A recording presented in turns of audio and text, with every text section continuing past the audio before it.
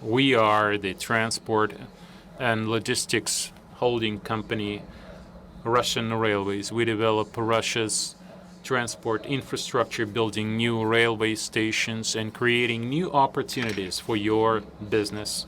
We make the world as accessible as possible for everybody, adapting our railway stations and trains for people with special needs.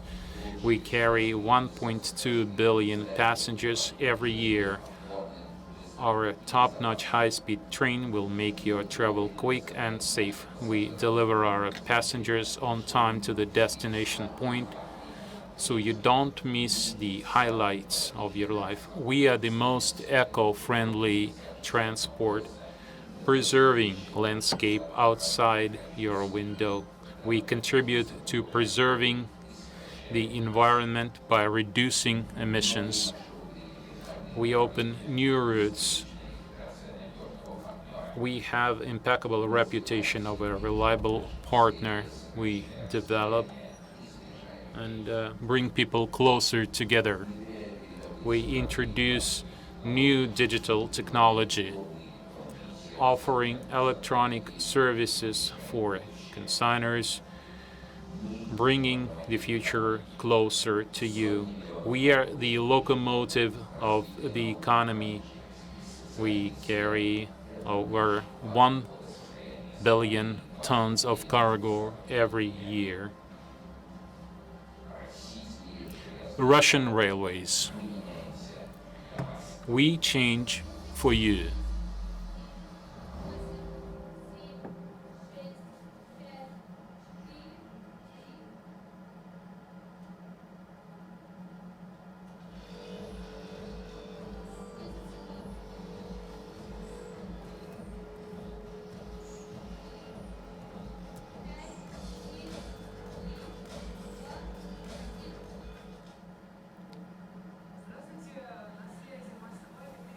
Good afternoon, this is Moscow speaking. Welcome to all the participants of the Motion.Eurasia Railway Forum. Today we'll talk about the Eurasian container shipments. We have Alexey, Shilo here with us, and Alexey, Grom, representing UTLC ERA. And we also have online T-Don, General Manager of Eurasian Logistics. We also have Thomas Kargl, Rail Cargo Austria,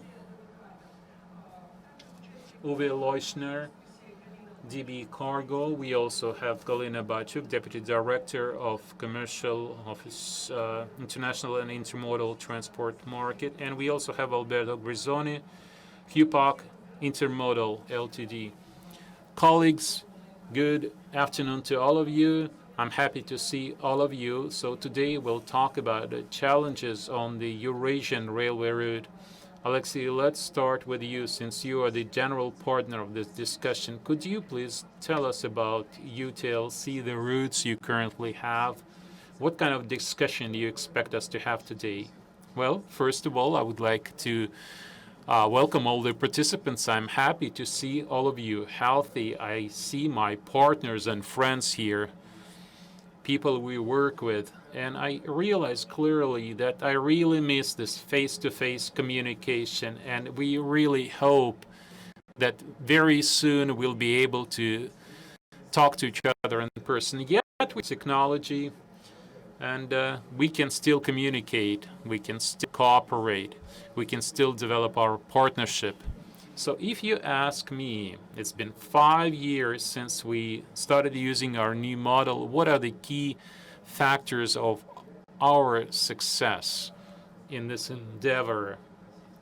And we have Russia, Belarus, and Kazakhstan as shareholders of our project. I can tell you that the key factor is that this is a real alliance of partners, technological alliance, marketing alliance. All these factors enabled us to achieve the goals that few people believed in 5 years ago. Well, let's be a little bit more specific here. Well, we set the bar this year, 550 TEUs in service. This is this was initially our plan for 2022, and currently it's 22 trains a day. We could only dream about this before. Many of the speakers, we dreamed about this together with many people who are participating in our discussion today. What this means is that this kind of interaction, technological cooperation with our shareholders and railways in other neighboring countries, this helps us bust certain myths, the myths which we had in the past. For example, when I was a college student, people would tell us that railways would always lag behind sea routes, for example, in Eurasia. But today we see that the railways are so reliable. I mean, the Eurasian railway specifically, it was extremely stable and reliable. And we saw that it has unlimited capabilities and a lot of advantages. Speed, it's extremely competitive in terms of price, etc. That's why we have very good volumes right now. Well, let's say in 3 or 4 years, how many containers do you want to carry? You all know that our ultimate goal is to have 1 million containers. That's a good benchmark. Okay, Mr.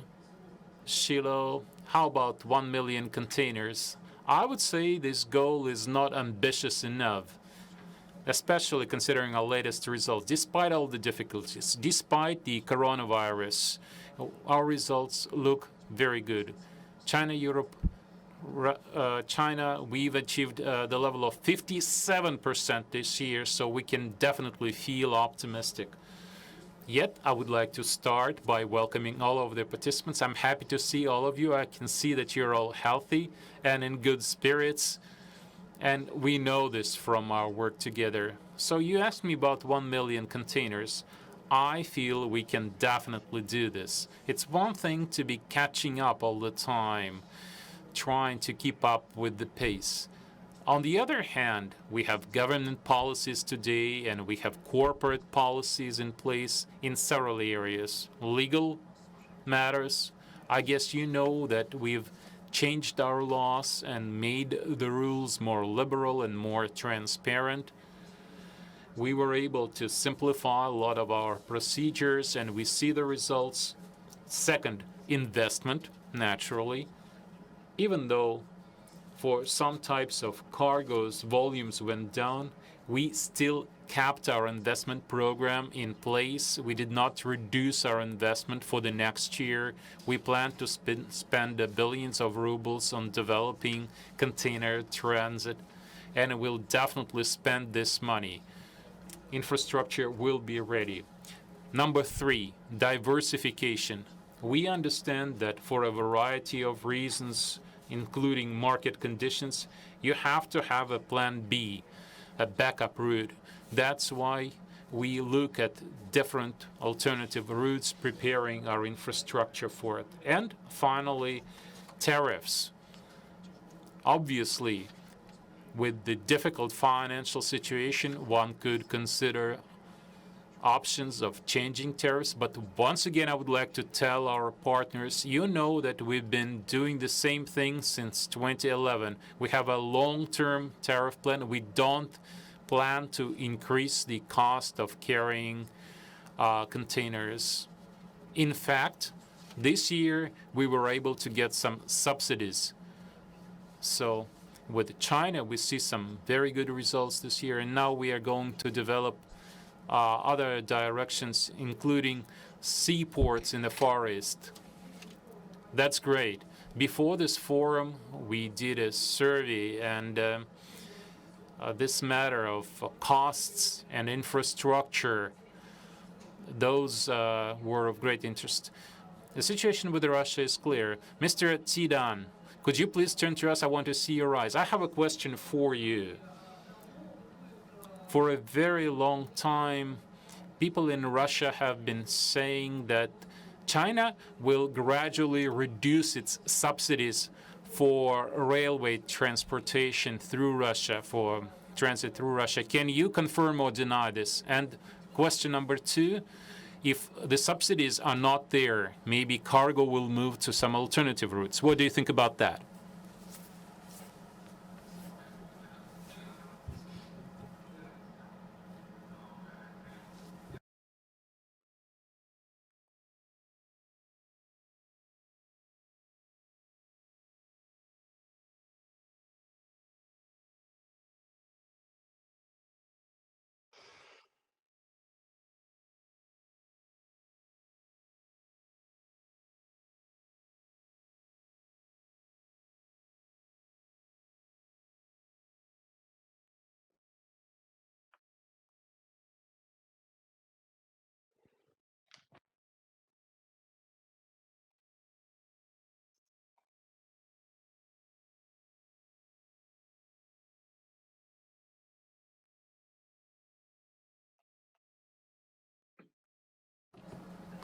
I can repeat my question if necessary.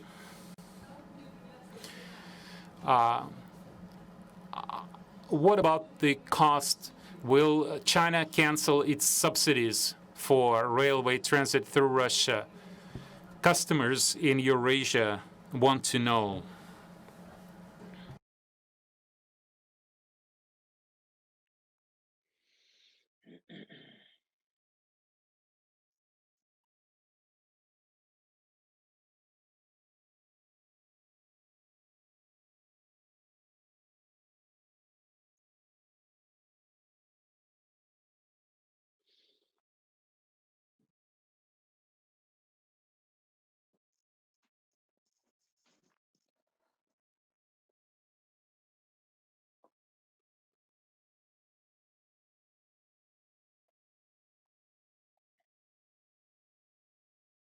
For a very long time, we haven't seen each other.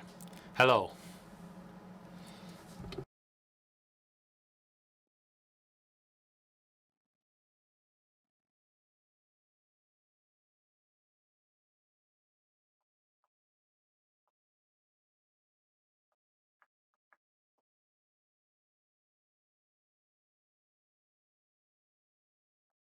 Okay, let's do this differently.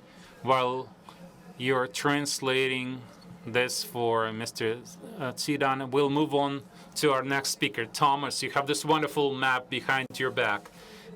It's great that you have this map of Russian railways. So, Thomas, why are you not part of the Eurasian route? I remember you signed the MOU. You said you will carry cargo through the EU along the Eurasian route. Is this right, Mr. Grom? Yes, the MOU was there. Yes. So why not, Thomas? Why are you still not part of the route?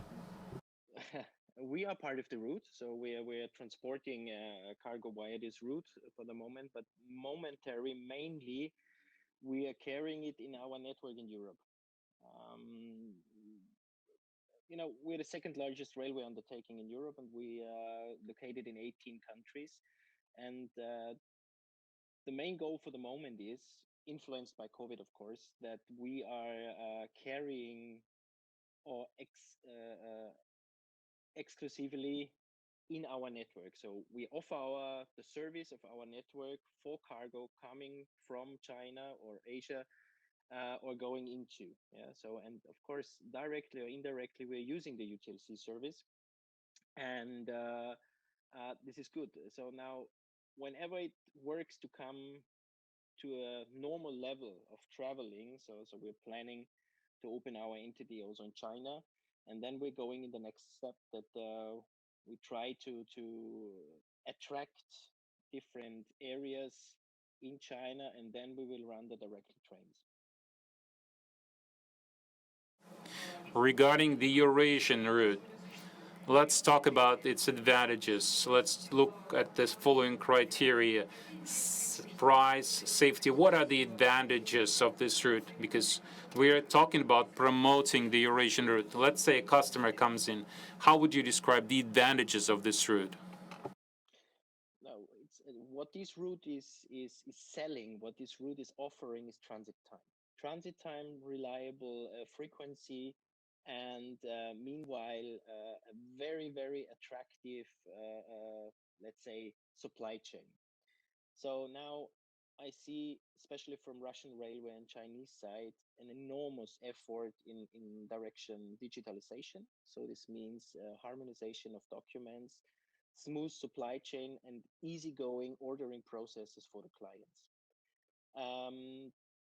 I'm coming from the advantage to the necessary improvements. So when we are looking from China to the entry border of Europe, we're talking about approximately 7-8 days, and the rest we're losing on this small leg.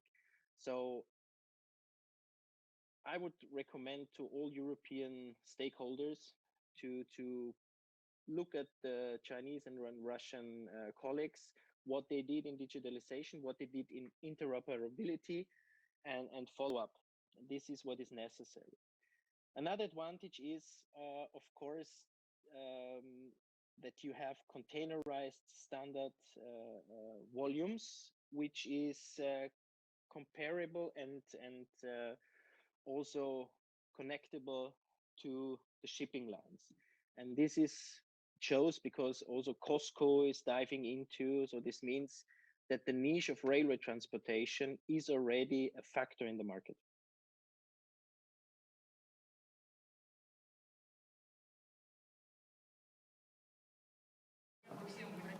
Okay, you said I would address all European players. So there's not enough infrastructure in the European Union. Are you talking about infrastructure?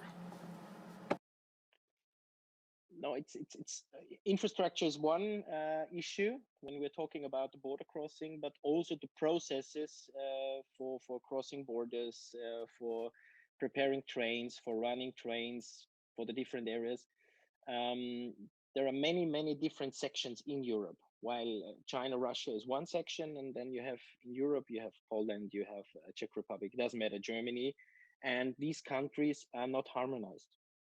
So a lot of efforts now in bilateral discussions going in this direction, but it's still not ready. So this infrastructure is one, but the harmonized process is a second one.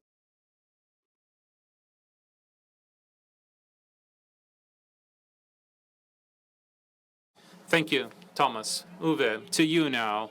What do you think about cargo coming from China through Russia and then on to Europe? What are the difficulties here? I hear about border crossings, but let's talk about infrastructure for now and customs. Do you think the situation is good for consigners? Because all the people watching us potentially are customers of the UTLC. So what is your view of the situation today? What are the advantages and disadvantages?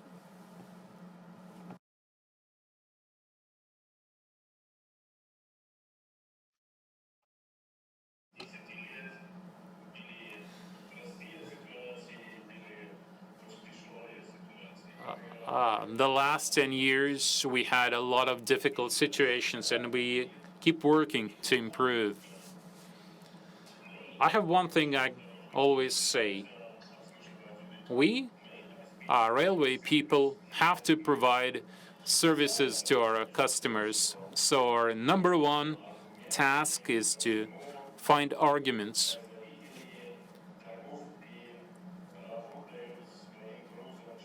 why people should send their cargo through railways from China to Europe. This is what we should be working on. We should keep coming up with arguments why we are the best option in international logistics. Now, the advantages of the UTLC.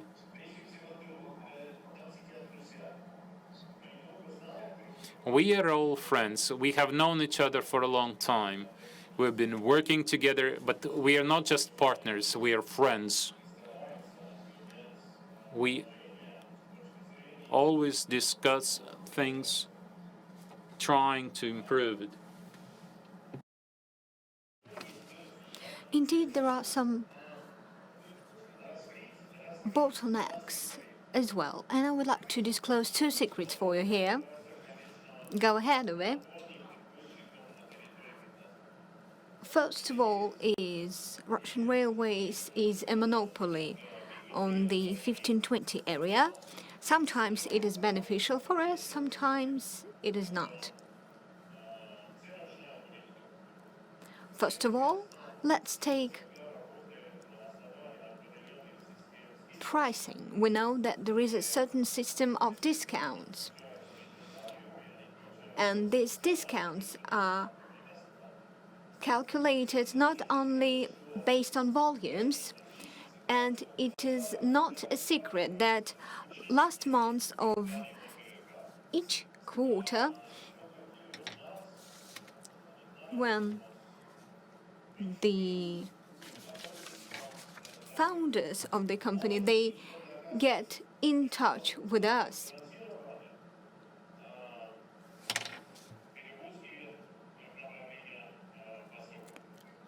We never really discuss dispatching to the east, which means that there is still room for improvement and there is room to discussing the condition of this type of transport. And the work with clients is also to be done here. And if we discuss the Kaliningrad region and the way it works there, it is also very important to discuss it. Thank you, Uwe, for mentioning Kaliningrad. If we speak about Kaliningrad and Hamburg, is there a window of opportunity here, or is it all about competition? And after that, we will discuss monopoly, indeed.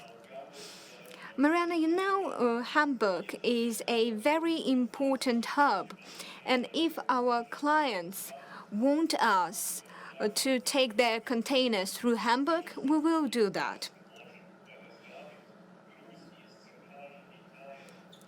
Currently, we are able to take cargo from China, from central China to Kaliningrad in 9 days. And then it will take us 2.5 days to get from Kaliningrad to Hamburg. And if we will have a large volume that we will be able to take through this route, it will be more efficient for everyone. Mr. Grom, we know that competition is very important, but here in Russia we have our own reality. And Uwe indeed is right in saying that there are some benefits, but there also are some bottlenecks to be addressed. What can you say about that? I'd like to be brief and remind you that we have here an alliance of 3 countries and of 3 infrastructure companies. And UTLC era provides us with a new set of opportunities, both infrastructure-wise and technology-wise. But an alliance always presupposes some sort of barriers, but those barriers are introduced to give us an opportunity to have a better result of our work. Indeed, you can say that UTLC era is a monopoly, but back in the days it was not like that. And our volume was very close to zero, and you're well aware of the fact.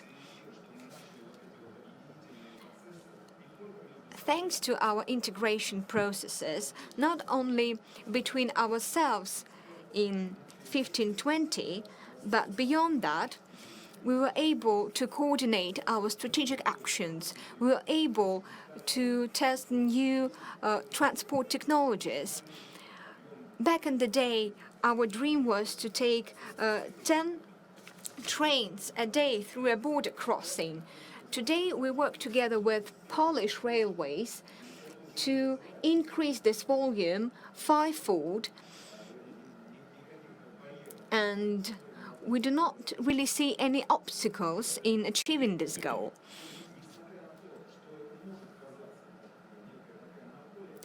Maybe it does look like a monopoly, but this route was never as valuable for such a large number of clients in China, in Kazakhstan, in Russia. We'll speak about our agents here. Let's just remember 2015 and how could you get on this route back in 2015 and compare it with what we have now.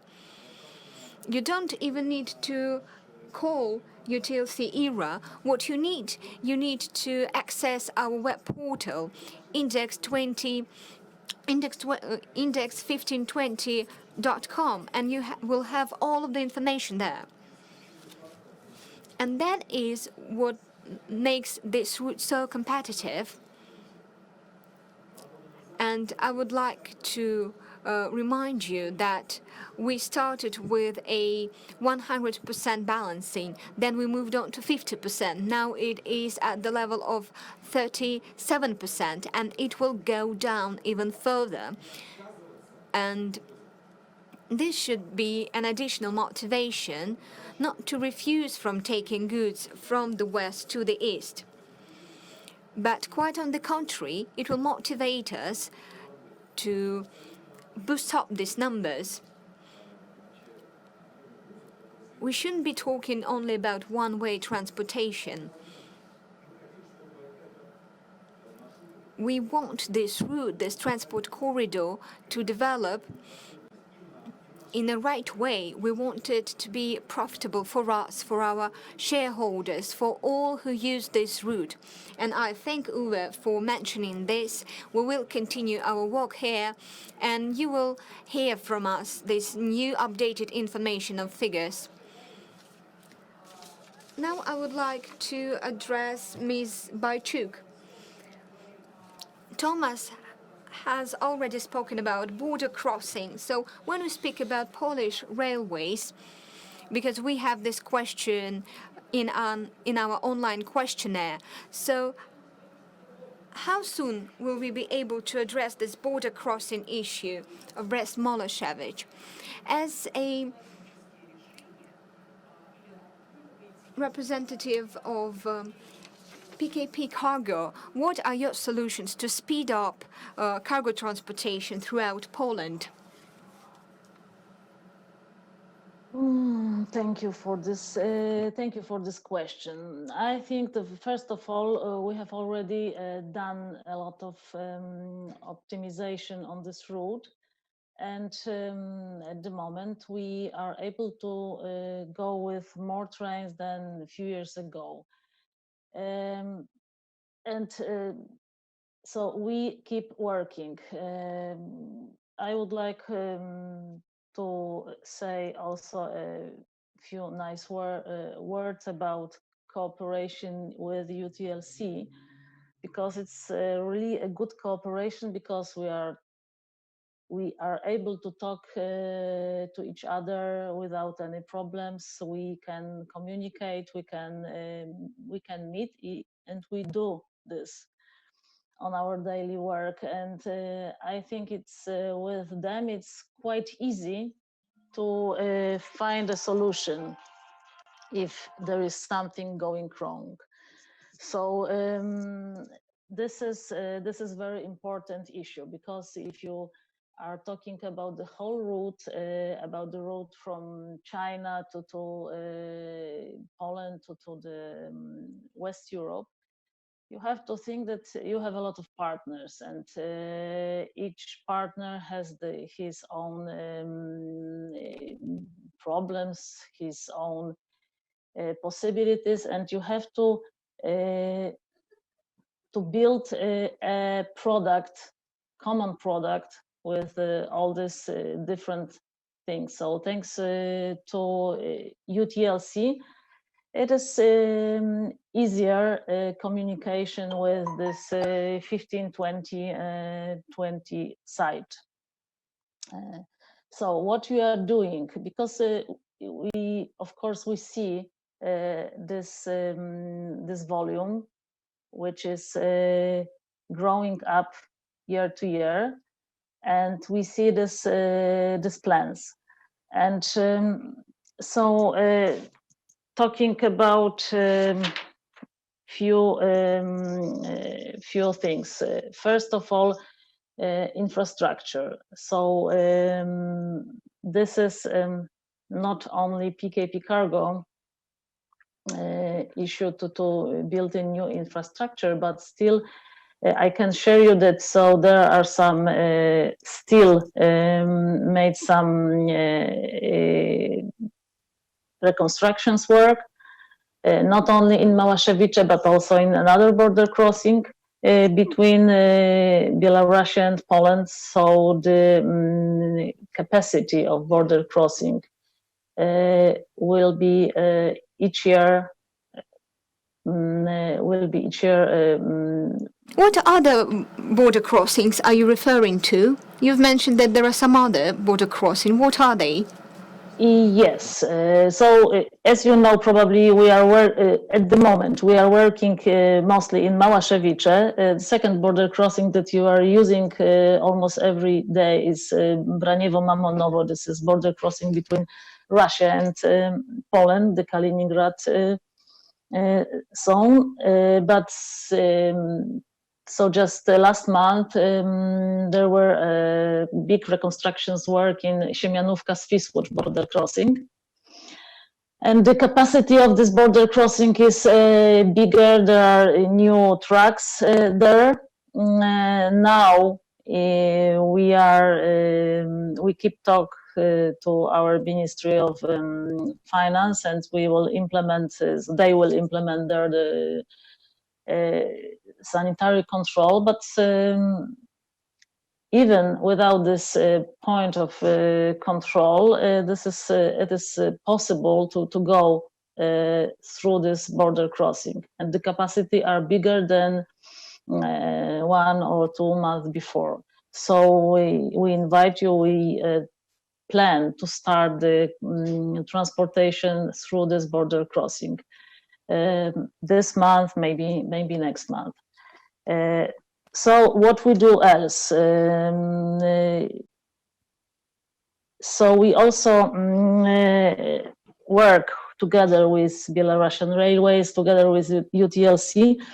We would like to implement integrated reloading technology. I don't want to speak about details, but shortly speaking, we would like to avoid empty runs through the border and with empty wagons.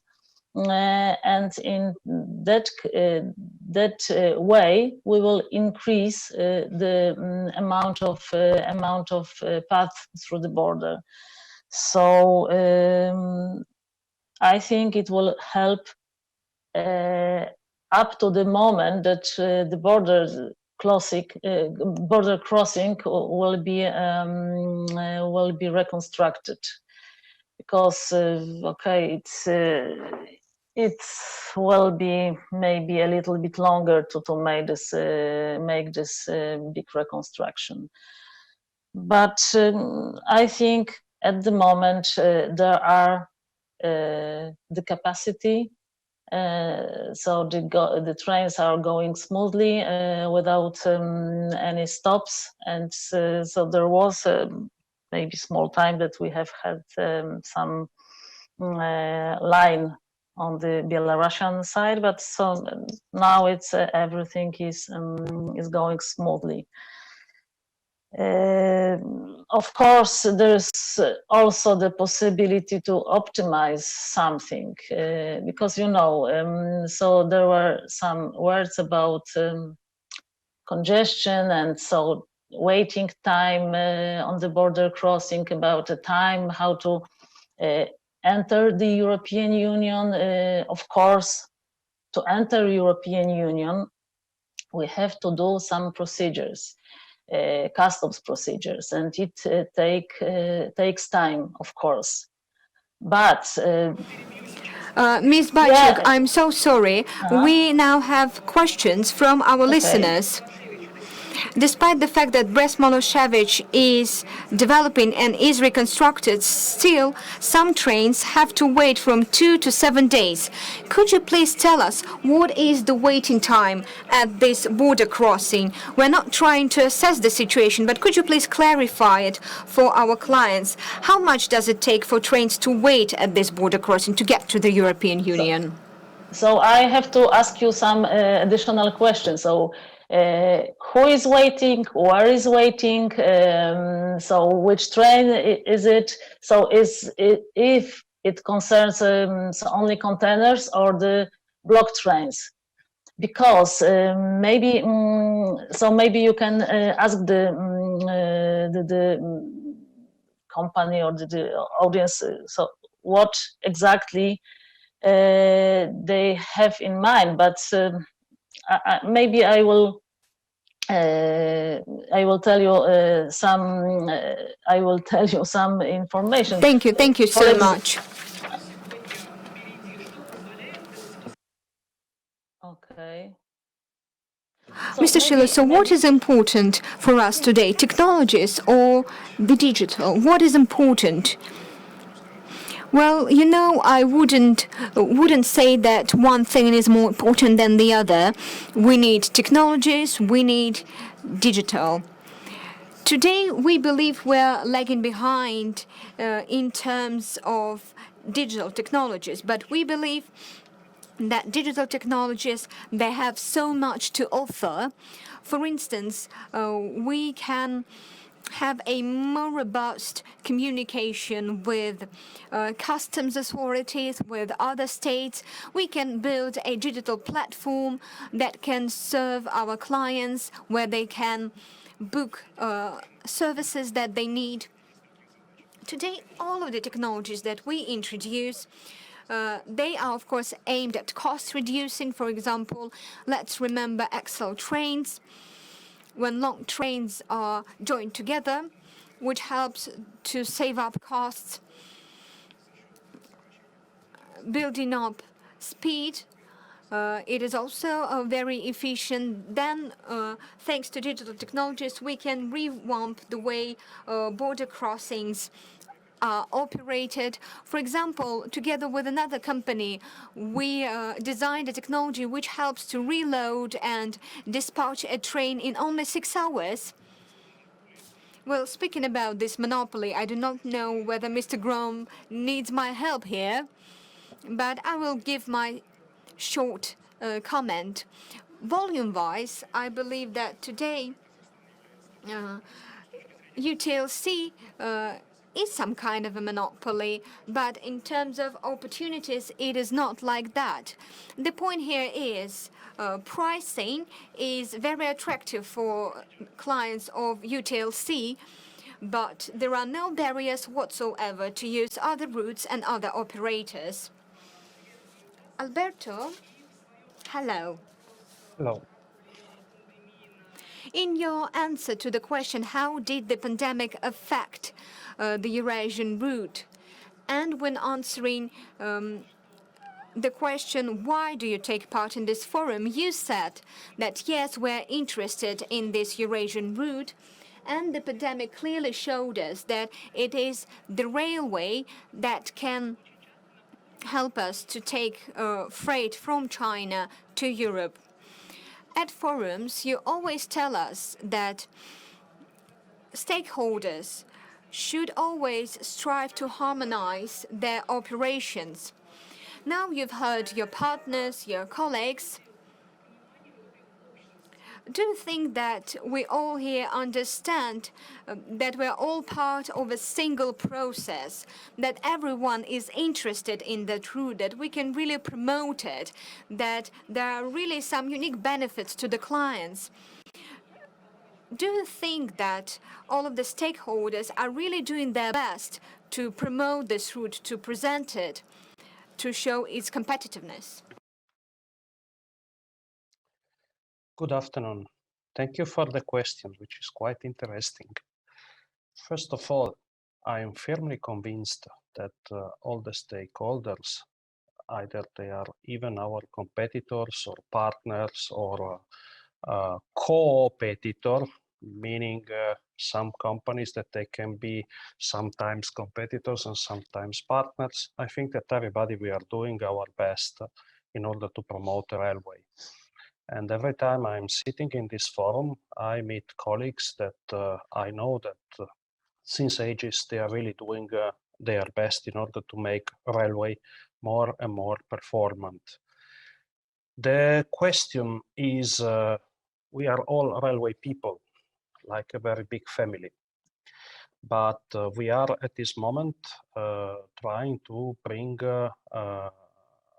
something which is extremely big, and despite already since 10 years, is still very innovative, bringing cargo on the land structure through 3 different systems, European 1520 and Chinese system, through 3 different customs legislations, 3 different customs codifications, and 3 different ways to interpret and harmonize the various rules, even if subjected already to international agreement which has been signed, adopted, and distributed to all the areas. And next to that, we have always to consider that there is a big impact from the most logic and most charming part, which is the human factors. Because everybody here, we are managers, we more or less talk the same language. I mean, when we find the international language, everybody speak the same language, and we have a similar approach. Maybe more conservative, maybe a little bit more innovative, but we are always speaking the same language. But when we go in the various stations, customs office, shunting yard station, marshalling yard station, place of locomotive drivers and so on, the music is another one. And here what I'm meaning is that it is in our absolute need to create all the possibilities, and we have to be all together to harmonize as much as possible this way of thinking in the entire family of railway. And this is one part. Then we have another part, which is in the role of our life as managers, how to create the most possible smooth solutions. Because independently if the waiting time in Brest-Malashevice or in another border crossing can be 1 day, 2 days, 4 days, we can everybody agree that currently the situation in the station of transshipment and border crossing, it cannot be determined and considered as smooth and fluent. There are always peculiarity, particularity. It can be that one type of shipment is considered by one border crossing in one way, in another is considered in another way. The case of the phytosanitaire, what is the meaning of shipment is one container, or it is the shipment even is engaging many containers, is, for example, emblematic. And that is something that can create, even for one single train, a very big disease in cost, in how can I say, reliability of the transport and so on. Because, for example, such a certificate is issued by the people working for the sanitary ministry of one country, which is following the directive of this government, which are following the directive which are coming from the international standard. But then you may arrive in a customs post where you find one person in a shift which is interpreting in a different way. These things we have to find a way to close. Another point is the usage of the infrastructure. I am happy to listen about the construction of the new infrastructure. Our company is based in Switzerland. We recently opened the third big Alpine tunnel in order to finalize the full Transalpine line on the corridor between Rotterdam and Geneva, the so-called Blue Banana. And to have new infrastructure is fantastic, but we need to have everywhere the possibility to very well utilize the investment of the new infrastructure, meaning that we have to create a smooth process. I have an example, and that is nothing to do with inefficiency as such, but it has to do, for example, for efficiency. Mrs. Pajchuk said when the cargo leave Europe or entering Europe, there is a certain time needed because of the customs operations. But starting from the leaving Europe, all the cargo are now leaving their departure point provided by documentation, which is electronically registered in the European customs system. I cannot believe that the train, they still have to have a time of 8 hours in the official timetable to stay in the station of Malashevice because the EU border must close all the documents when they are receiving with 2 to 3 days in advance all the documentation already electronically. And what I would like to propose, for example, is let's try together to find solution which the timing of the border, the exact timing which are used by the customs for opening and closing the document, due to the electronic and the new digitalized solution, will be reduced by 50%. And this is something that, in my opinion, starting with the coming new year 2021, it could be easily possible to be achieved. Alberto, thank you very much. Would you like to respond to what Alberto say? Are you ready to switch to digital technology? Maybe this could help optimize your procedures. What do you think? So, can I respond? Yes, please go ahead. If I can respond, I would like to say that, first of all, this is not only these procedures on the border. So you have to take into account this. Małaszewicze is a specific border crossing point because we are receiving a few trains each day, and they're almost 100% mixed train. So meaning mixed train, so they are for the different operators, different carriers, different terminals, because in Małaszewicze there is not only one terminal, there's few terminals. And so usually our customer operators, so they are mixing these containers and they are building new trains in Małaszewicze. This is impossible, for example, in Braniewo. This is impossible in this smaller border crossing because there is not a big amount of containers. But here we are full of containers, and there is possibility to choose the containers and to build a train. For example, we are building the train to Budapest. That there's RCA product, and it takes a few days, not because of the procedures on the border crossing, but because of the organization on the 1520. So we are receiving part of the train in one train, the part of container in second train, and of course, we are always interested in optimizing all the processes, but we have to take into account we are doing not only these procedures, we are not doing the procedures for mono trains, but we are doing also this confection of the cargo. So that's why this is not so easy. Of course, if we will do reconstructions work on the lines, if we will do reconstructions work on the terminals, we can speed up the customs and the rest of these controls. But still, it should be one place on the way from China to Europe that we will build new trains, and this is the Małaszewicze border crossing. Thank you, Galina. Alberto, you can respond if you'd like, and then our Russian speakers would like to say a few words.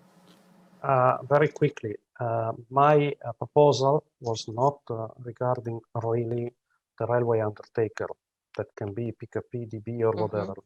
my proposal is mainly towards the customs operators, which are the customs authorities, because in my opinion, in this time of digitalized world, that they are still keeping one train for 8 hours for closing electronic documents in export from Europe, it is quite difficult to be understood and supported. And I would like to see a first concrete step that we start to reduce that from 8 to 6, from 6 to 4. This has nothing to do with the reconstruction of the train or with how the railway activity are working. It's only a matter of reducing time for the train and especially reducing time of occupation of the track in a delicate station and optimizing capacity then. Well, if this is no longer a question, that you're talking about customs authorities, right? No longer about European carriers. This is what you've been talking about. I have 2 points. I'll be very brief. As far as I understand, there are a few problems that we need to address. There is the problem of customs authorities, and it's only part of the problem. It's just part of the challenge we have to face. With customs, I would like to say the following. We in Russia are ready to initiate communication with the Russian, Belarusian, and Polish customs authorities one more time.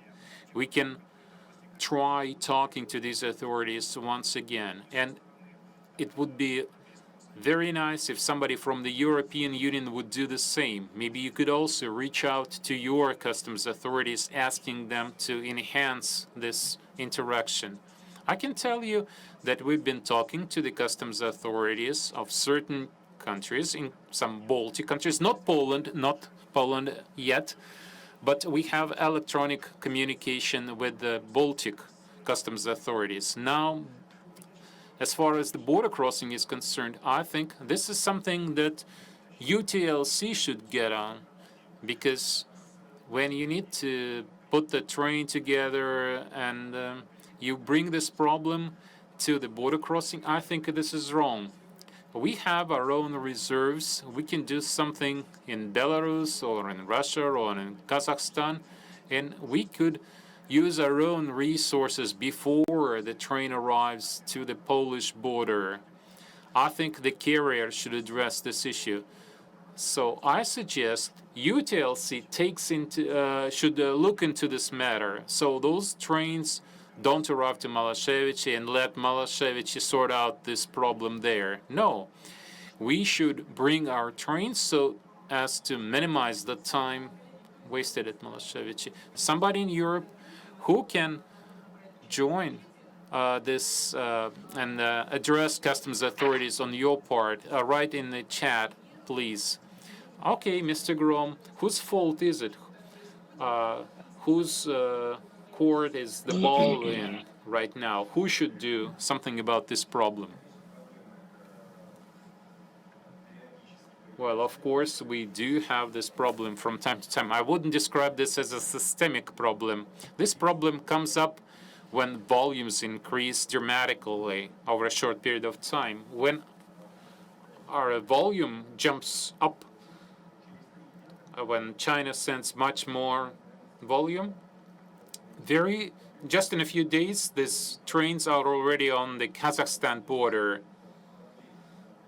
To us, of course, this is not a problem. This is an opportunity. We need to fine-tune our infrastructure, fine-tune our technology so that we don't cause any delays because of 30% growth. Yet from time to time, we have these situations when we have larger volumes and we need to adapt our system. Yes, we do have trains that Galina talked about. This may be Brest-Malashevich or other border crossing where we have problems with such trains. Of course, we do everything on our part to avoid this kind of situations. And I strongly believe that the volumes we have today, we can cope with such volumes using the technology we already have. And in the future, I don't expect us to have more problems of this sort. But if volumes keep growing, maybe we could do something that Mr. Shilo talked about. Maybe we could do something inside Russia before those trains arrive at the border. But we work with all our partners. We do our best to avoid problems like that. And Galina said that PKP made an arrangement with Belarus that they'll have more double operations and less empty trains. This may also help. It will be easier for us to handle cars. Train will remain whole and will not have problems like that. Thank you very much. I would like to address our viewers. You're sending in questions, but most of those questions are very small, minute. We'll ask speakers respond to them later. It has to be specific company, specific train. Mr. Sidan, thank you for being online again. So my question was about prices and subsidies. Everybody wants to know about this. Russia says prices tend to reduce gradually. What about China? Do you have any plans to remove subsidies for the Eurasian route? I tried to speak as slowly as possible. And Thomas, I know you want to say something too, so you will be next after China. Okay, so Mr. Tsidan.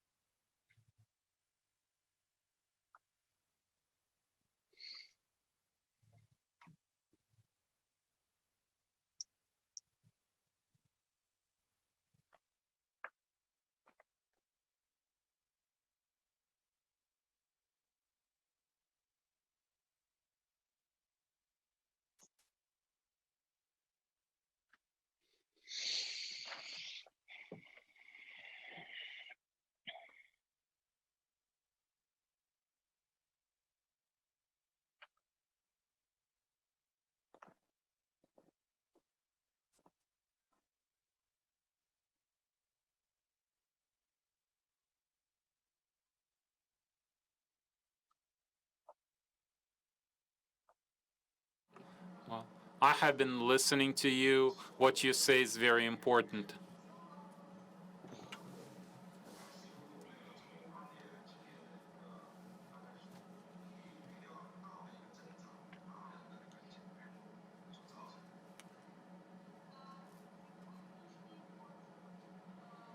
This year,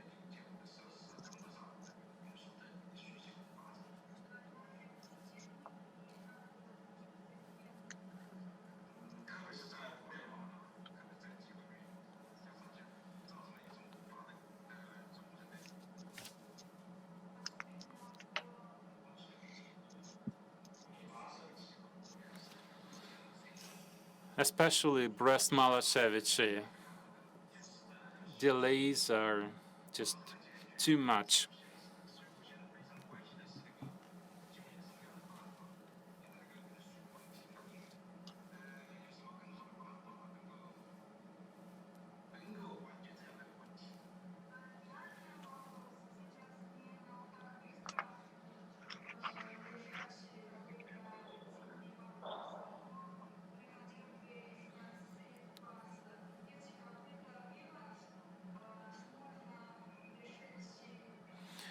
We would like to ask you if there is a way to increase the speed of that this cargoes are delivered.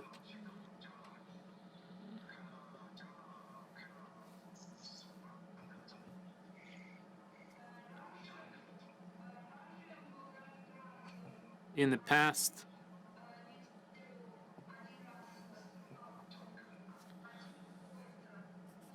we had one train in Kaliningrad.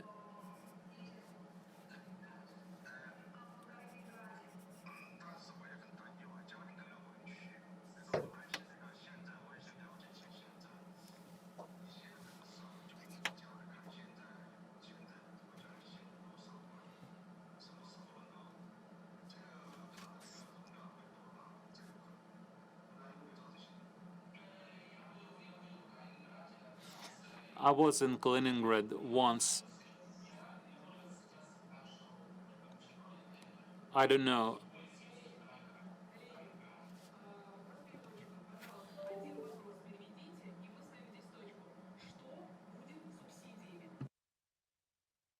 Okay, just one question. What about Chinese subsidies? What is going to happen about Chinese subsidies?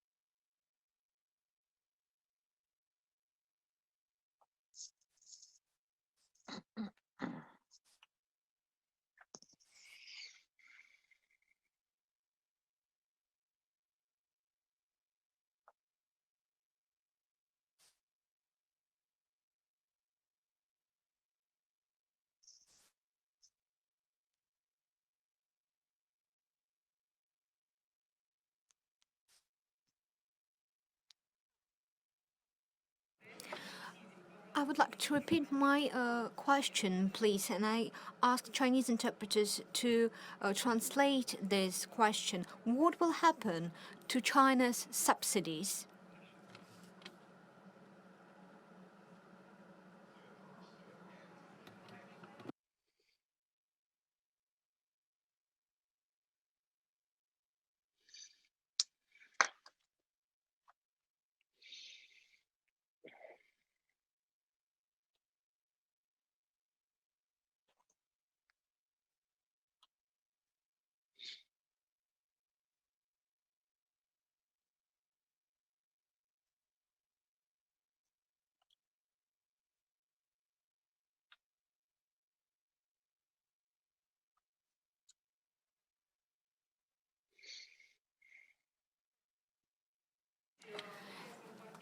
Brest and Kaliningrad routes have too much congestions, and we would like to discuss an alternative route.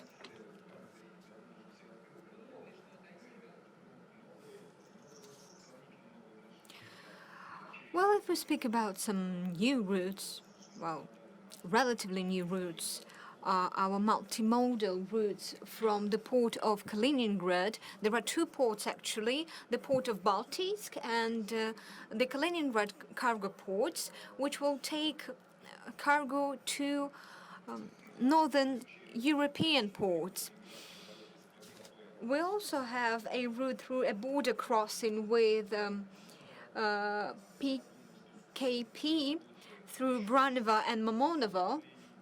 We will soon have another route there for that destination, and we are currently working on a new exciting proposition, and I believe it will be of interest to all of our participants, especially to Thomas, but we'll announce it later because we're currently discussing it with our shareholders.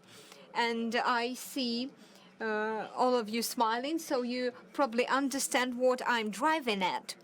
The point is, a new route sometimes is very difficult in terms of technology because it requires a lot of planning. I wouldn't like to go into too much details, but we're currently working on it, and it takes up all of our time. Mr. Shilo, I see you're smiling. But I would like to remind Chinese interpreter and ask them to translate the question about Chinese subsidies. Well, I cannot express my admiration to Mr. Grom's diplomatic talent.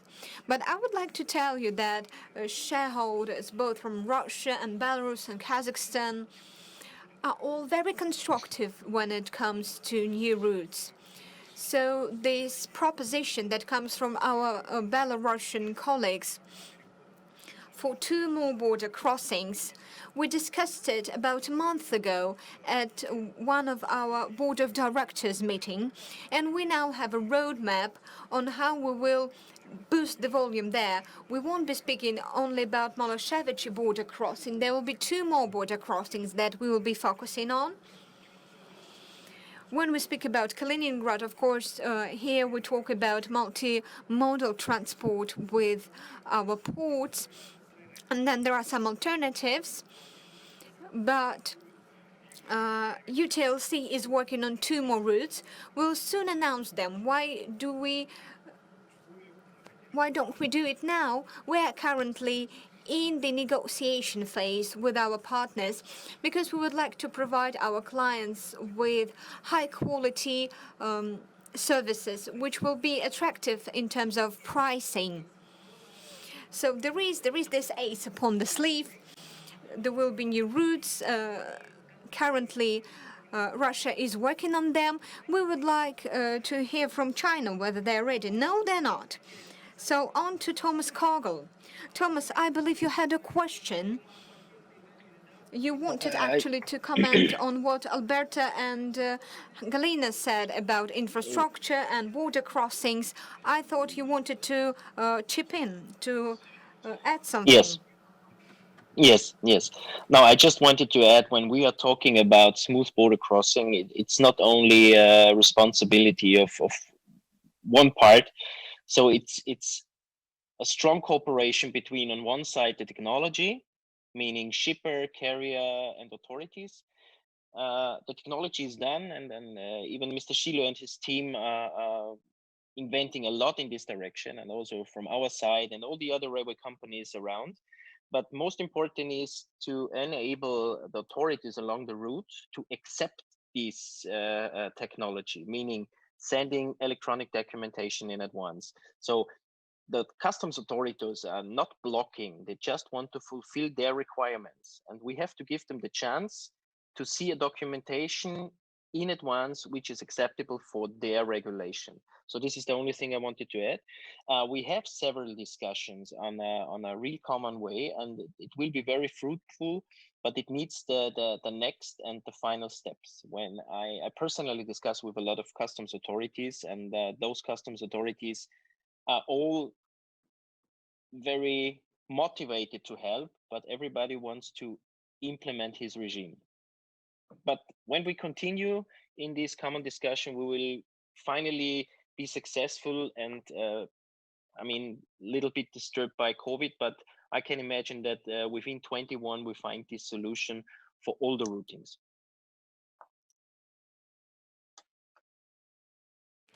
Thomas, thank you very much. Thank you for this perspective into the future. And it is very nice to see that Russians and Europeans are ready for that. Uwe, my question now goes to you. You've also spoken about how important it is to consolidate our efforts to promote the Eurasian route. Do you believe then, when it comes to this cooperation between Russian railways and their European partners, everything goes well? Do you see any bottlenecks? Do you believe there is a political aspect to this question? At the national level, at the level of states, do you see that they are interested to create this window of opportunity for carriers, for railway companies, for this European route to really thrive.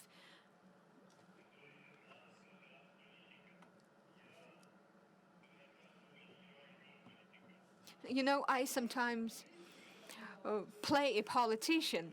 So, Uwe, I believe you can play this part for us right now, because you really can share your perspective with us.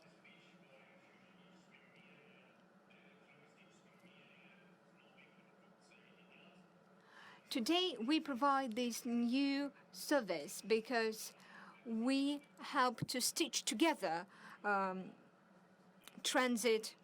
transport using railways. And some people may misunderstand me that it is not Mr. Xi, President Xi, who came up with this One Belt, One Road initiative when it comes to container transport. But these were the companies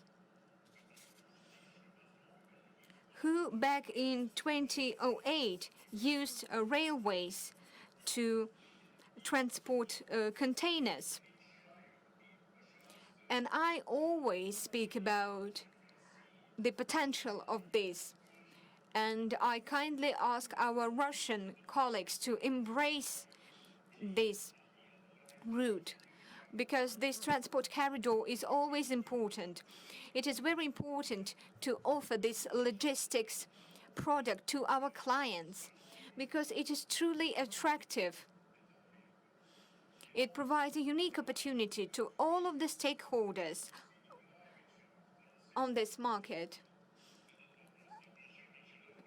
I've actually discussed this with Mr. Grom, and I urge all railway companies to look closer at this initiative, and I ask all of the companies to work together and to coordinate their offers, to coordinate their initiatives, and then to reach out to freight forwarders, to manufacturers, to salespeople. And I would like to disclose one more secret to you, and it will be a third secret that I disclose. Do remember joint ventures. Remember what Russian Railways did, what DB Cargo did. The thing was that railways were important for the company, and they financed it, DB Cargo included.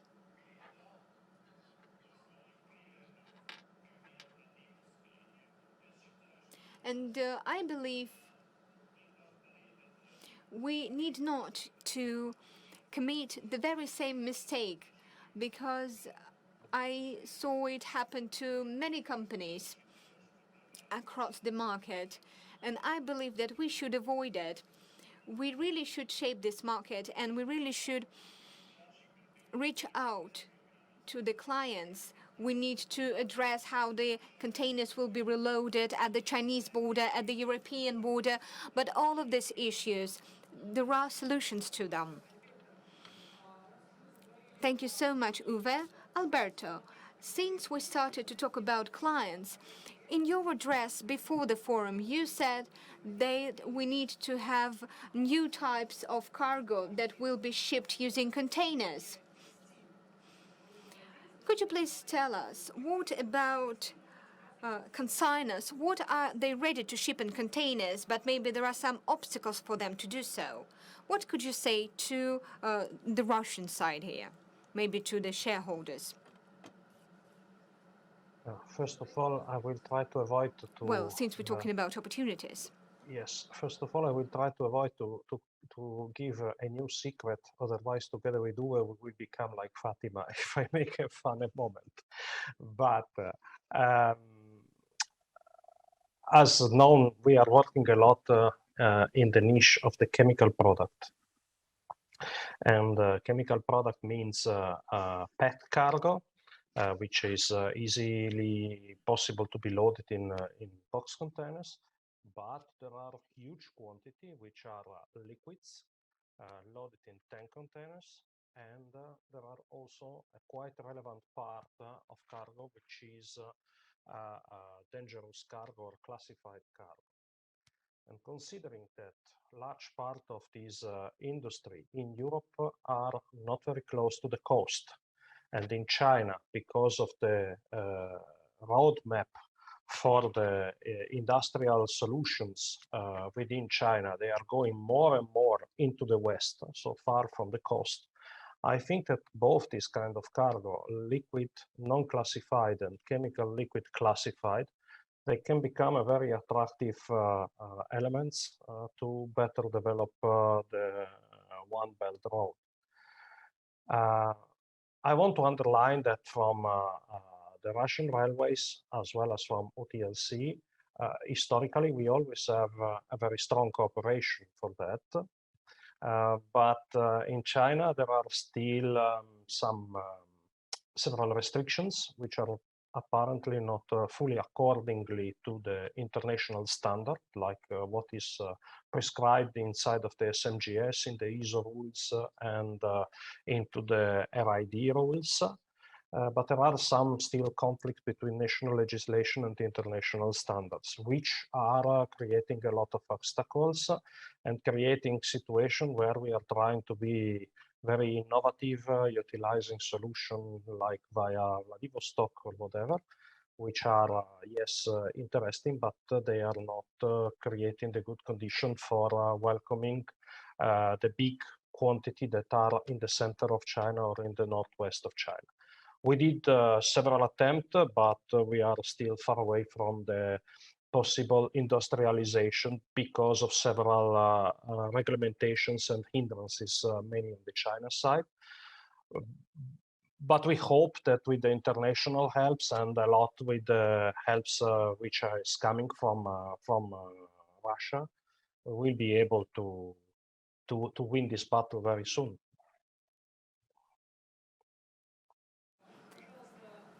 Alberto, thank you so much. Let us try and hear from China right now, but before that, let's hear from Mr. Shilo. Alberto says that there are lots of obstacles here. But is it really a popular service? Is it in demand among consignors? I'll try to be brief, but I do have a lot to say here. Of course, in the best case scenario, we would take all of the types of cargo that are of interest for our clients from China to Europe using the Eurasian route. We are currently in talks with our European partners, and there are still issues to be addressed. But we are motivated to help our clients, and we have something to offer to them. For example, multimodal transport. For example, lithium-ion batteries is something that we can do. Our colleagues from China do not do that, so there is demand for it. And now, for example, container is shipped by automobile transport to Russia, and then it is reloaded on a train, and then this cargo is taken by a train further. So it is a slow process. But when it comes to shipping more types of goods from China, it's something that we discuss. And we have some positive examples. For instance, we use flexi tanks for shipping food products. And currently, we have a permit to transport vegetable oils in flexi tanks to China. I believe that we can also do transit transport using flexi tanks. I believe our loyal clients know about that, but today UTLC offers a new technology to take food products through Russia. We currently have electronic navigation technologies that help us to transport these kind of goods. And of course, we will continue to work with our Chinese partners. Mr. Grom, speaking about this particular type of cargo, yes, we see that it is in demand, but you talk to consigners. Do you see any demand for dangerous cargo? Do consigners want to ship it using the European route? And take into account these previous 5 years of work, what can you tell us about consigners? Well, the kind of cargo that Mr. Shilo just mentioned, chemicals and lithium batteries, we have a lot of requests coming in, including HUPAC, for this kind of cargo. So if demand is there, and if the problem that Alberta mentioned is resolved, if our Chinese partners can resolve this issue, I think this will be a very good addition to existing services. I don't know what else to add. We have created sufficient reserves with our shareholders, so if there is a way we can carry this cargo. Galina, I have a question for you. We have questions from speakers to speakers. Alberto mentioned the problem on the Chinese side. What about you? Do you have a question that you would like to ask, to address it to China? We will try to communicate it to our Chinese partners. Are there any difficulties that you would like to address in your working with China, or maybe you would like to mention some progress that you were able to make in recent years? Our daily work is a little bit different than operators' work or customers' work. We are the railways company, we are the carrier, and we are organizing train for our customers. So my request to Chinese colleagues would be a little bit different, because I would like to ask them to about the issues concerning operating of the train. So as I told, we are receiving from China a lot of mixed cargo. So my request would be to organize it in such a way that we will receive mono trains that don't need to be shunted in border crossing. This is the first request. Second request, we are planning every month, we are planning our volumes, and we are preparing wagons, locomotives to carry it to the destination point in Europe or in Poland, in West Europe or in Poland, in South Europe. So we would like to receive better planning, so more concrete planning, so more reliable planning. So at the moment we receive planning, for example, for 100%, and we after that we are receiving only 40-50% of this planned trains.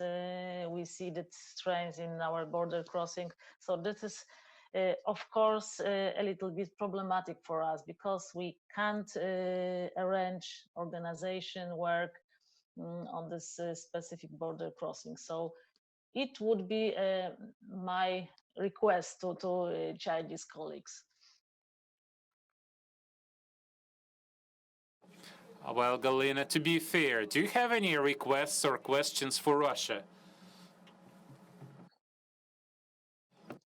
For Russia, We have two. I think the same, because we all the railways, we are working on this schema, and so we all have to organize the train on the whole route. So if we are receiving mixed train from China, so there is a problem for Russian colleagues. But even if we are receiving the mono trains from China, the Russian colleagues are making, or Kazakh's colleagues are making a mixed train from that. So So generally, this is there are the same requests. 1 year ago, I would have a request about this cargo, this cargo which was abundant food, but now we know that the food we can transport the food, so this is a good information. So at the moment we should to keep our work and making the Okay, thank you. transportation smoothly. Mr. Grom, Galina mentioned Kazakhstan. Can you clarify the situation, this thing about trains? Well, like I said earlier, from time to time, we do have this kind of situations. We do have such problems because volumes go up dramatically. But even during this short period of time where we had volumes going up and down because of the pandemic, even during this short time, we've learned to manage. We have built up reserves in terms of capacity. So I think very soon we'll open something new, and I don't think we'll have problems like that anymore. Okay, as far as cargo is concerned, we talked about e-commerce, and the Chinese Post is now interested in using this route. And I may be wrong, but I believe I saw statistics for the last 7 months. There was 67% increase. I may be wrong. Yeah, you may be wrong, but actually we have over 3,000 trains by now. In 2016, we had 1,000. Well, I said it's only 7 months. All right. Yeah, my figures were for right now. In 2016, we celebrated having 1,000 trains. I think this was November, late November or early December. We all celebrated having 1,000 trains. Today, we have over 3,500 trains, 3,500 trains, and we are not very happy yet because we know we can do even better. I think we can celebrate at the end of the year when we look at the results. So the Chinese Post, e-commerce, who else? What are other new players? Well, initially our program was based on premium goods, but today, premium cargo, but today we have all sorts of cargo.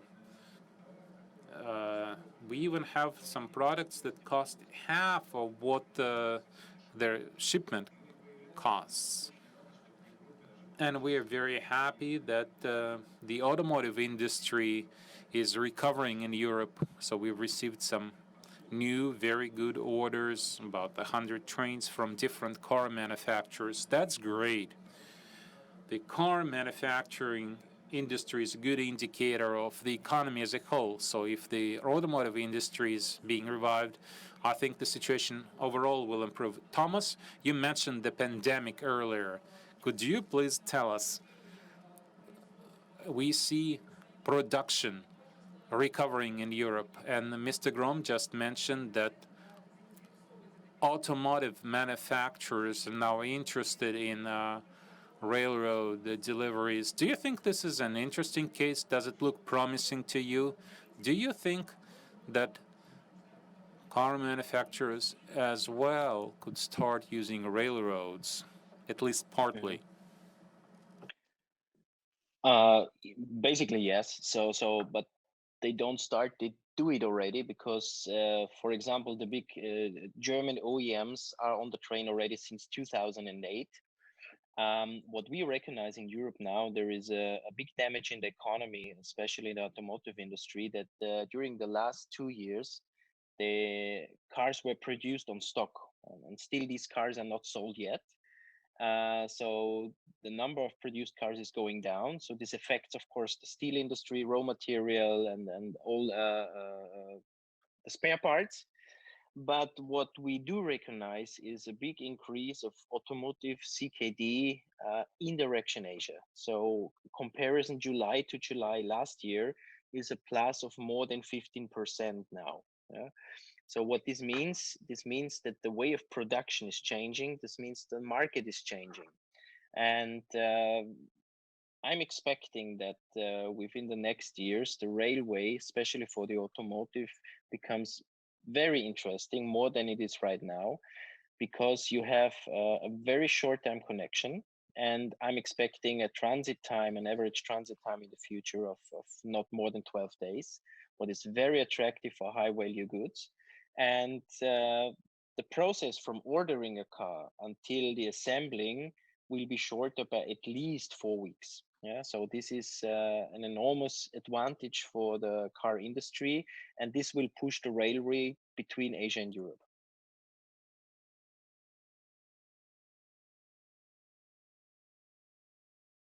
Thank you very much, Thomas. Okay, let's hope we finally get an answer from China. I'm not even asking you questions. You have all the questions in writing. So, Mr. Tsidan, we don't want you to be bored. We want you to be part of the discussion. So could you please answer one or two of the questions we sent you?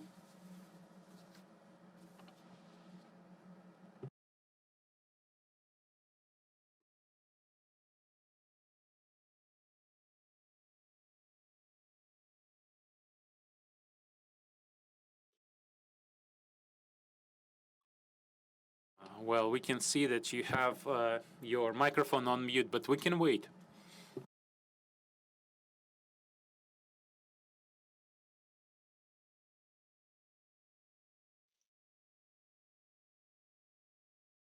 Can you hear us? Yes.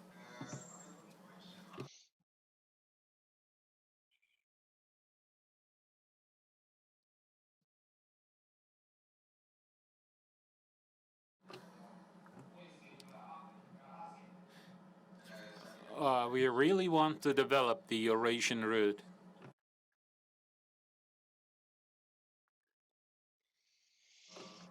Currently, the Chinese leadership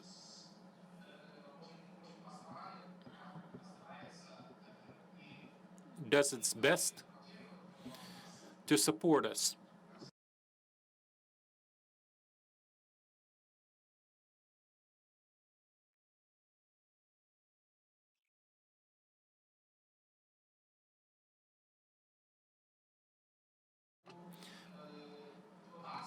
As far as subsidies are concerned, at this point, I believe we should support each other. But in the end, we'll have to switch to market-based tariffs.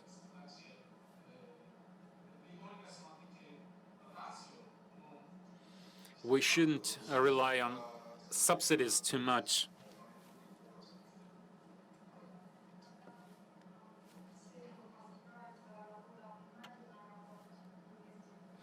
We should all work together.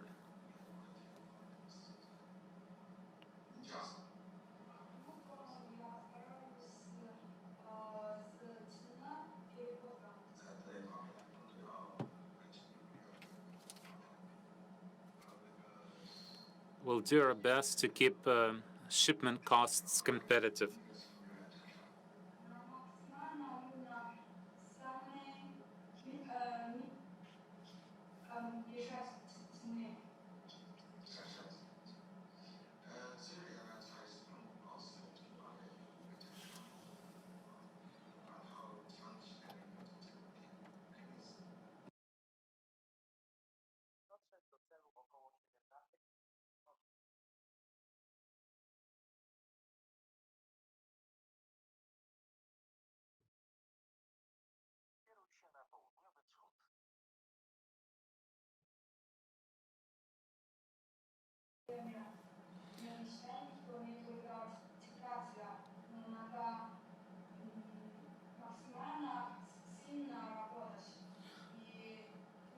In the future, we don't think we should rely on subsidies. We should all work together. It will be a long road.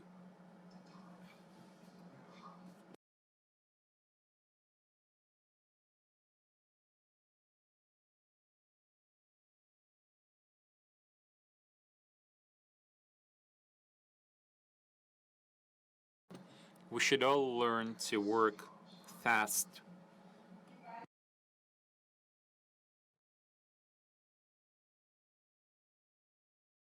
So we should all come together and consider the situation.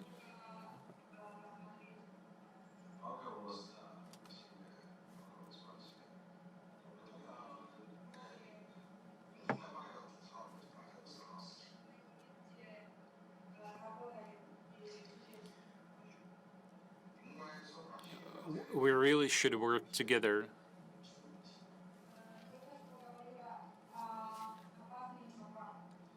We just recently talked about hazardous cargo.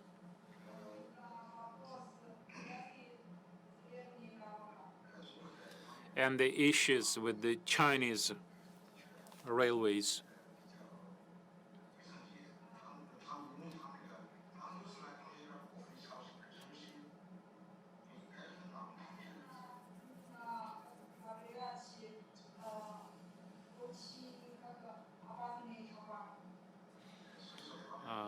There is this issue of handling hazardous cargoes.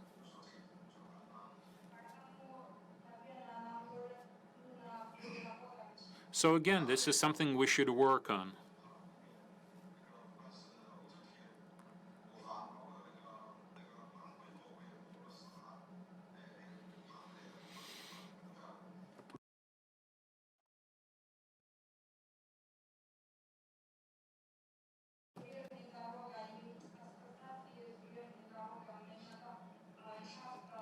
Russian railways and Kazakhstan railways, we all often work together.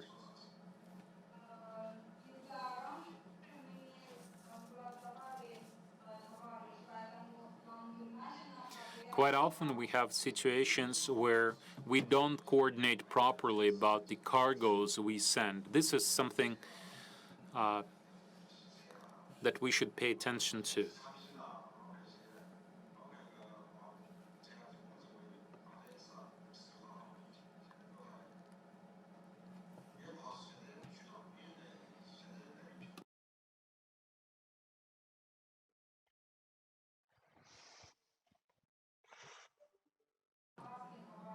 For example, batteries. We know that this cargo is not hazardous, but we still have to check it.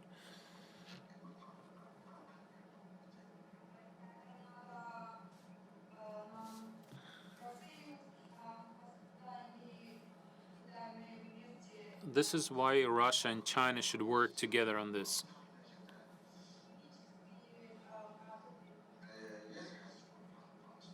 The same goes for chemical products.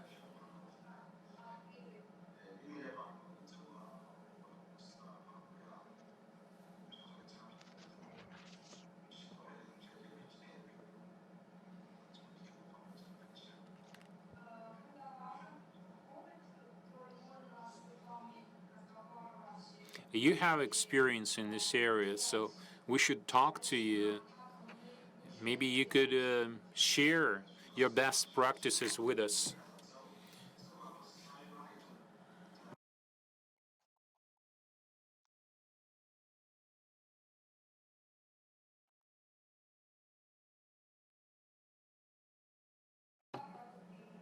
We believe we can carry a lot of different cargoes through Russia.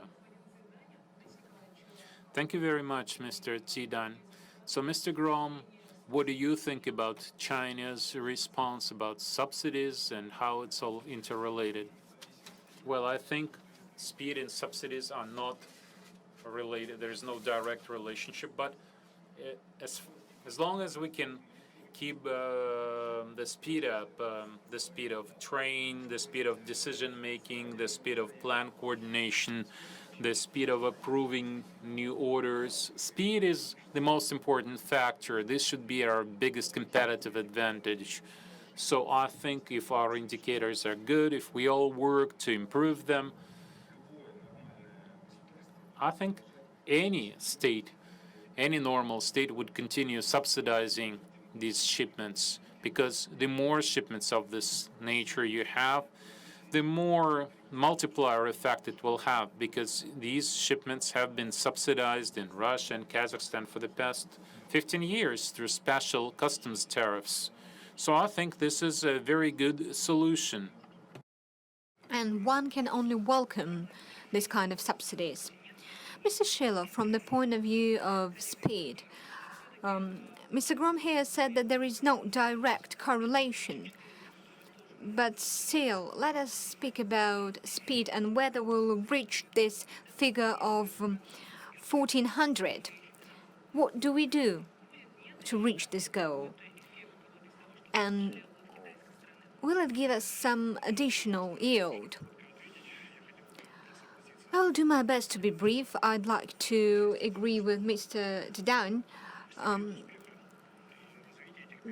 The key to success here is to boost their efficiency of this kind of transportation.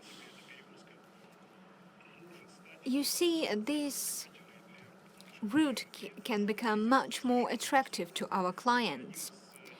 And speed is one of the elements that can help us, even in the absence of subsidies, to attract clients. Because today, the cost of money is increasing. The sooner we transport goods from A to B, the sooner our clients will have money on their hands. I believe that all of the stakeholders of this Eurasian route will commit to speed this route up, and we will reach the goal of 1400 kilometers per day. And we actually were instructed to reach this goal. And we believe that we'll be able to do that by 2025. Maybe we'll be able to do that sooner rather than later. And it will be important because it will show our competitiveness. Today, Mr. Shilo, our speed is 1100 per day. What about China? 11, 12, 1300 kilometers per day. What about Europe? What I'm driving at here is that if Russia boosts it up to 1400, but our European and Chinese partners will lag behind, it will not be as fruitful as we think. That is exactly what I'm saying. We just can't speed it up to 1400 kilometers. It's just one leg of the journey. It should be done throughout the whole route. Then we'll benefit from it, and our clients will be attracted without any additional subsidies. Uwe, I do remember that sometimes you play the role of a politician. What about Europe? Does they have any plans in Europe to boost the speed? What do European countries make of it? In Russia, our president instructed us to boost the speed. But it is a joint route. Will Europe do something like that? Well, you know, in Europe, what President Putin says is not as important as it is in Russia. But Uwe, we're speaking about our unity here.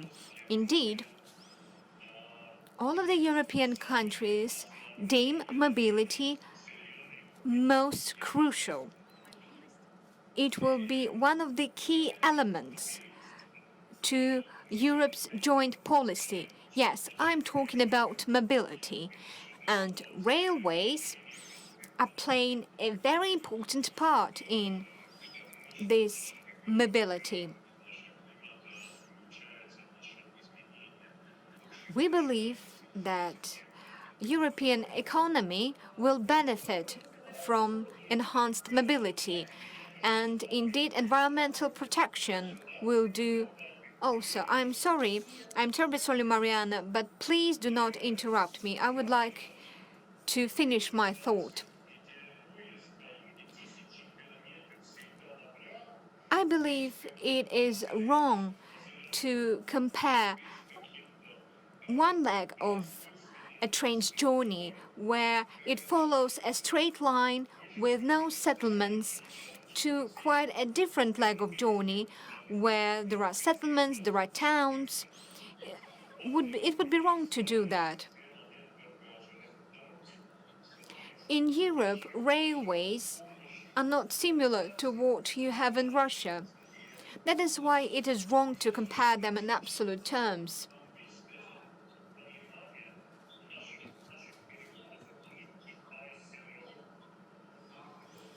And when it comes to taking goods from China to Europe, it is important. It is also important to mention that we do not count trains, we count containers, because this is where our clients' cargo is stored. We transport our clients' cargo in containers. That is why we count containers and not trains. So when they arrive at a terminal in Kaliningrad, to other terminals, to terminals in Germany, we will count containers and we will use a container's potential to its maximum. And of course, we will always do our best and improve our work with containers, the way we operate containers. So we'll never think about trains. And we, of course, believe it is important to plan how a carrier will take a train from B to A or from A to B, but we always count container. And if we take Poland, an EU member,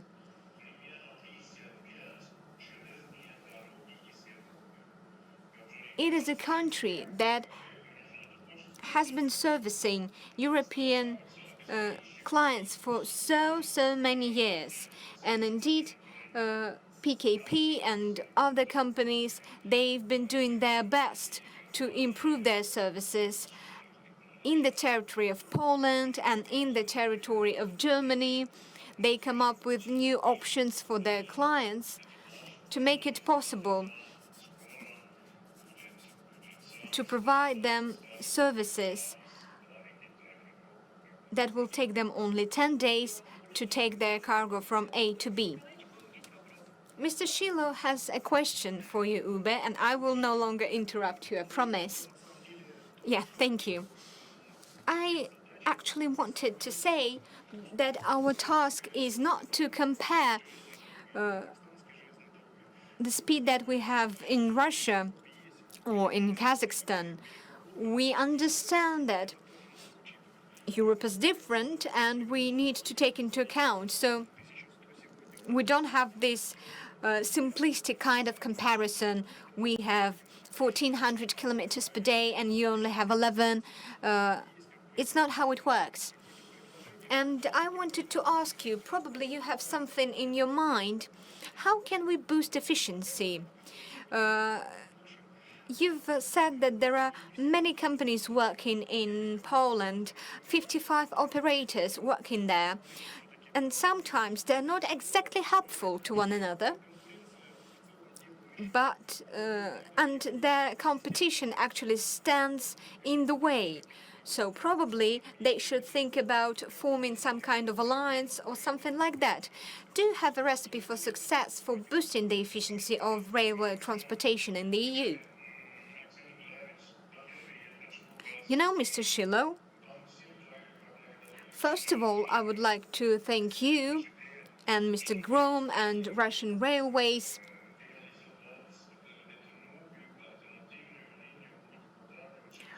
for carrying out this multimodal project, because it provides clients with so many options, and we now can cooperate with so many different stakeholders, which only used to be our competitors. When we speak about operators, it is very important to bear in mind they do not only organize the transportation process, but they finance it. They pre-finance it. So they get the money from their Chinese clients only in 70 to 90 days. And I know you're well aware of the fact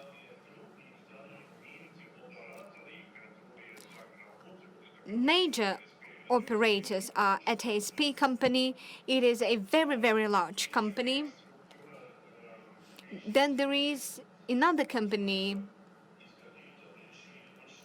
that, due to some reasons, was striving lately, and they account for quite a large share of the market. And there are some more operators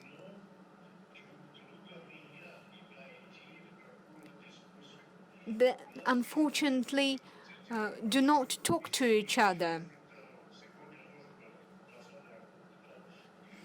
And of course, we do have roundtables for operators. We do hold discussions where operators can discuss how they can increase volume together. And I respect my friend Alexey here greatly. And you say that UTLC always attract clients from the industrial sector, and then they reach out to forwarders. And after that, operators, they go to UTLC, and they, of course, say that they want to work together because the services that they provide are wonderful. But across this chain, there are so many various interests that are sometimes at odds with each other, and we need to make sure we align all of the process, we align all of the interests, which for me means we need to keep in touch more closely when it comes to operators, when it comes to other stakeholders. Thank you, Uwe. Colleagues, we only have 8 minutes left, so I have a very short question. Uwe has now spoken about something that we're all interested in when it comes to the Eurasian rule. So, Uwe, could you please respond to my question? What interests concern us on the Eurasian route? You have 1 minute to respond to that. Uwe, can you hear me? Uwe? Okay, Alberto. Yeah, I can hear you, yeah. Uwe, you have 1 minute. Why do you think they should come to this route? You're asking me? It is a question for everyone, but you're the first to answer it.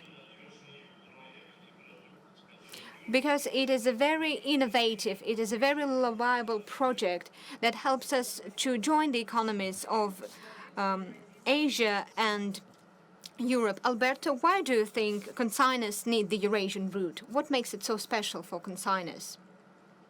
First of all, we. No, railway is a very good, fast and reliable system, still with huge potential for being improved. And that is what I think is creating the big interest of the industry and of the cargo shipper.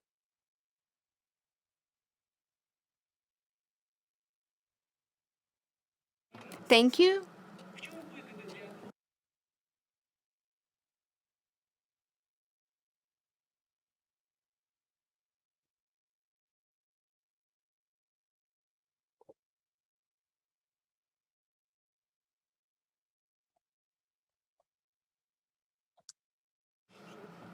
Ms. Baichuk, why do you think the Eurasian route is so important for consigners? Why should they use it? Why it attracts them?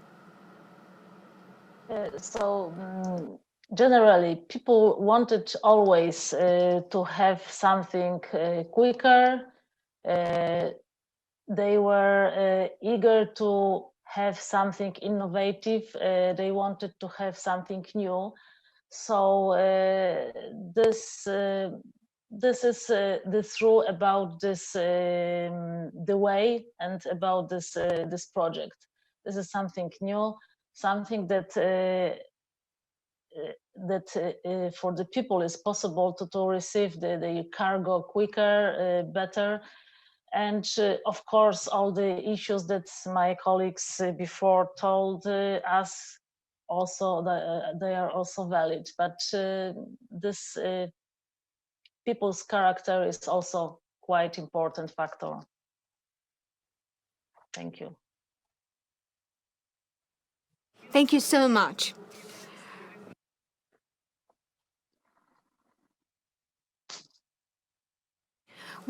Thomas, why do you think the Eurasian route is special? Yeah, so the train, from the transit time and from the cost point of view, is in the middle. Yeah, you have the very expensive and fast aeroplane, then you have the very cheap but extremely slow vessel, deep sea vessel, and then you have the train. And of course, there is a niche for a certain volume, which is around the 1 million FEU, which is absolutely realistic. And here it matches between value of goods and transit time.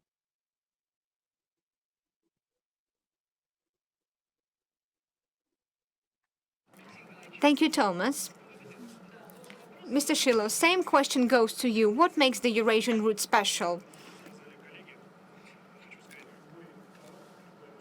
I'd like to say that any service, any good has its life cycle. And the Eurasian route, China to Europe, Europe to China, is blooming today. There are so many technologies that will develop in the future, and they will, of course, change railway transportation and will provide our clients with new services. That's what is important. Mr. Grom, you're the one to wrap up this discussion. Sum it up. I believe that this route is good not only for consigners, but it is good for countries, for the people of these countries that this route goes through. And it makes our life better because railways are vital not only to Russia, but to all of the countries whose representatives take part in our forum today. So this route will make the life of Eurasia better. Thank you, Mr. Grom. I thank all of the participants for taking part in this forum. I'm sorry for interrupting some of you, but we needed to make this conversation, this dialogue, more dynamic. Indeed, we have this sense of unity, and it is very nice that we discuss it. It is important now to transfer it into action. You know, we have this Russian tradition. When you sit in between people with the same name, you can make a wish. So, I make my wish.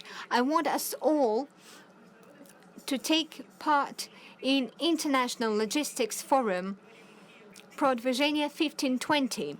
We'll be speaking about container transport, we'll be speaking about the Wide Gorge, we'll be speaking about what we can expect from this type of transport. It is now time for us to say goodbye. Thank you so much for taking time. Thank you very much for joining us. Thank you for speaking about some issues that we have. I thank you all once again, and we will meet you from the 21st to the 23rd of October.